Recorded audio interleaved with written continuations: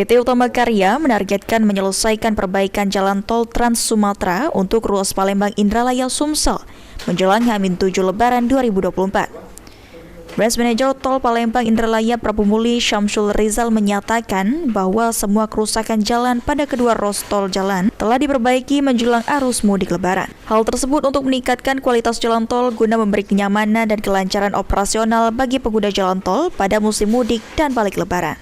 Selain itu, perusahaan juga telah menyiapkan 2.000 kartu saldo tunai dan mobile reader untuk mengurangi kemacetan di gerbang tol serta menempatkan petugas tol siaga 24 jam. Ditambahkan Syamsul Rizal untuk memfasilitasi pengguna jalan pihaknya menyediakan rest area gratis di KM1, KM2, dan KM56 dilengkapi dengan toilet dan fasilitas pendukung di rest area KM56 termasuk SPBU, klinik, dan ATM.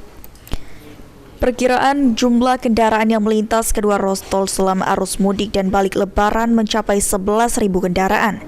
Pengguna jalan dihimbau untuk mematuhi aturan lalu lintas yang berlaku di jalan tol. Yang Palembang, tapi itu dikerjakan oleh rekan-rekan dari kami AKI. Itu masih berproses. Jadi Indra Prabu ini Palindra dengan Indra Prabu bisa dibilang kondisinya mulus hari ini. Ya, kalau dari Palembang sampai Prabumuli, alhamdulillah bukan tidak ada lubang, tapi tetap ada lubang, tapi kategori masih mulus. Itu yang kami antisipasi, jadi kami siagakan, kami ada 4 alat ya tambahan untuk edisi itu untuk top up. Saat ini kan selama ini top upnya memang di gardu ya.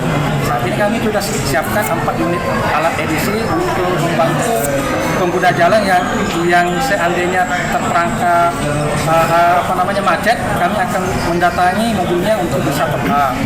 Itu yang edisi. Kami juga menyiapkan Aji Delia, PAL TV.